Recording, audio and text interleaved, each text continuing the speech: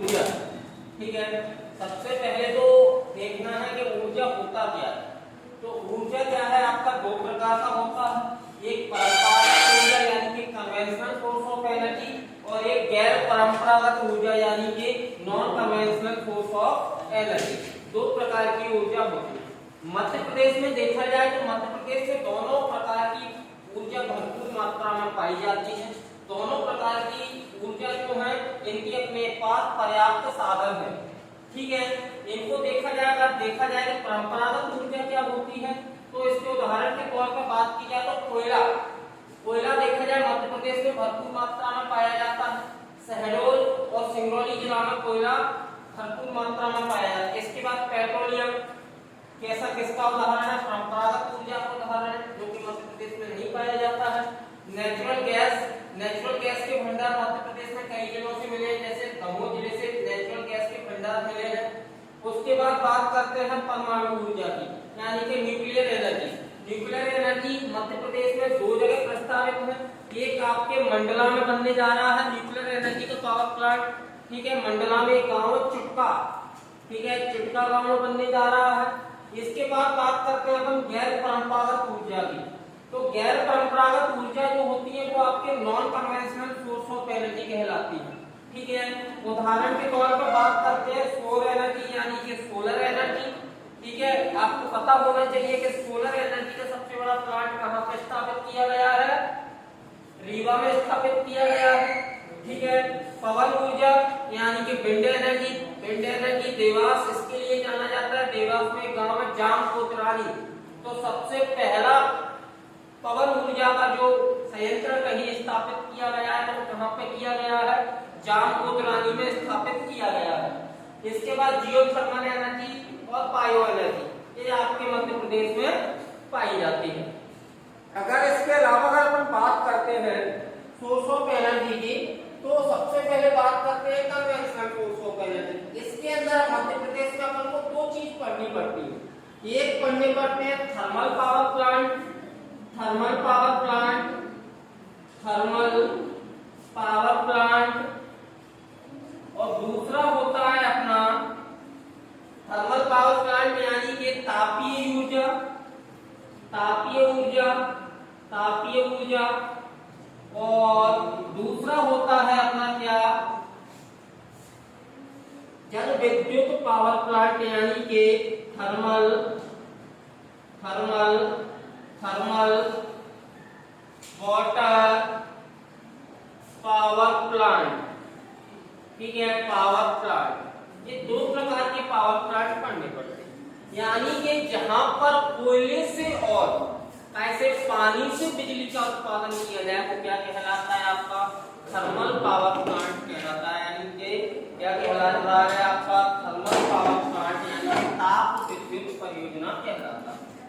मध्य प्रदेश में सबसे बड़ा अगर कोई थर्मल पावर प्लांट की बात की जाए तो अपन इनकी लिस्ट को देखेंगे। सबसे पहला आता है अपना कौन सा, विंध्याचल ताप विद्युत केंद्र। कौन सा, विंध्याचल, विंध्याचल ताप विद्युत केंद्र, ताप विद्युत, ताप विद्युत केंद्र, विंध्याचल ताप विद्युत केंद्र कहां पर स्थित है पूछा जाए तो मध्य प्रदेश के सिंगरौली जिले में स्थित है। कहां पर स्थित है, मध्य प्रदेश के सिंगरौली जिले में स्थित है।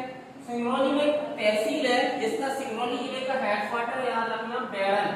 कहां पे स्थित है, सिंगरौली जिले के बेड़न में स्थित है आपका कौन सा, विंध्याचल पावर प्लांट।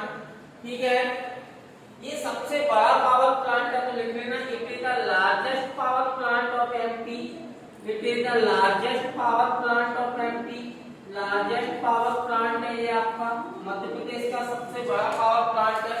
अगर मैं इसकी कैपेसिटी की बात करता हूँ कि इसकी क्षमता कितनी है तो आपका जो पावर प्लांट है इसकी क्षमता आपको 4760, कितना, 4760 मेगावाट इसकी क्षमता में देखने को मिलती है। कितनी, 4760 मेगावाट इसकी क्षमता है। ठीक है, पूछा जाए कि जो इलेक्ट्रिसिटी यहाँ से जो बनती है, यहाँ पे जो विद्युत उत्पादन होता है ये कहाँ कहाँ के लिए जाता है, तो ये आपका सबसे पहले तो मध्य प्रदेश के लिए, मध्य प्रदेश के बाद गुजरात के लिए जाता है, गुजरात के बाद महाराष्ट्र के लिए जाता है, महाराष्ट्र के लिए गोवा के लिए, गोवा के बाद आपका छत्तीसगढ़ के लिए और आपका दमन द्वीप के लिए जाता है। कहां से जाती है, यहाँ से इलेक्ट्रिसिटी कहां जाती है, तो याद रखना मध्य प्रदेश, गुजरात, महाराष्ट्र, गोवा,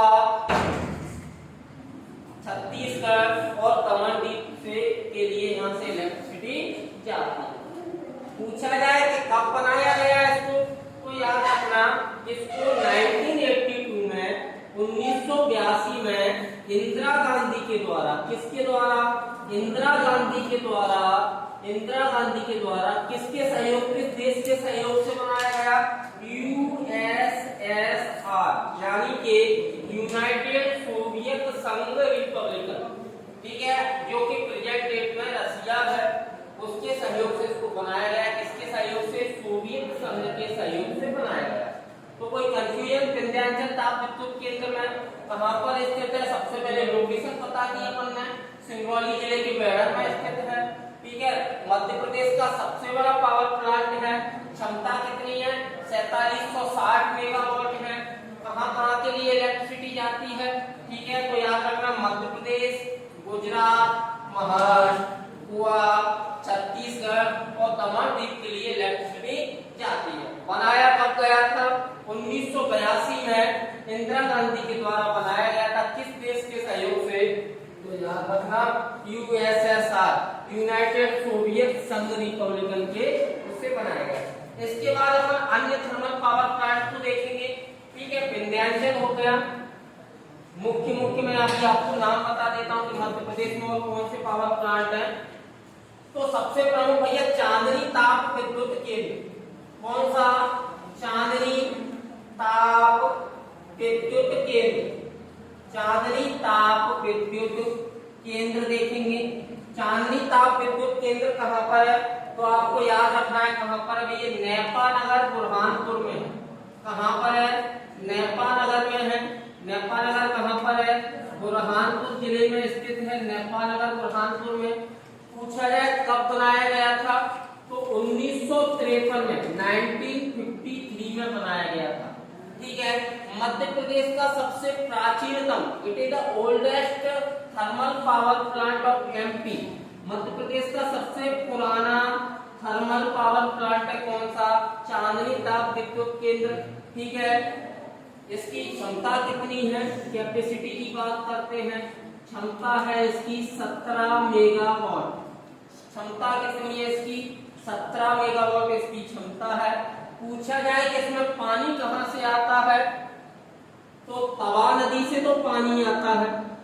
पानी कहां से आता है, तवा नदी से पानी आता है, तवा नदी से पानी आता है। और कोयला कहां से आता है, कोयला कहां से आता है, तवा रीजन से कोयला आता है, तवा क्षेत्र से क्या आता है, कोयला आता है। जो होशंगाबाद की पहाड़ियों पर तवा क्षेत्र है वहां से क्या आता है, कोयला आता है, ठीक है। अभी हमने 2 पावर प्लांट के बारे में जिक्र किया, ये क्रिया आगे भी ऐसे ही चलती रहेगी, हमारे साथ जुड़े रहिए।